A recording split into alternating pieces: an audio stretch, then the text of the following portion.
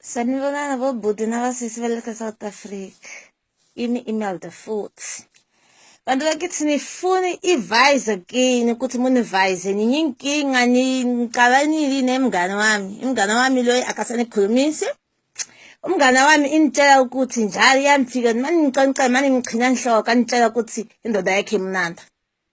Hey, niyibona ukuthi le ndaba yokuthi indoda emnanda fanele niizwe le ndoda.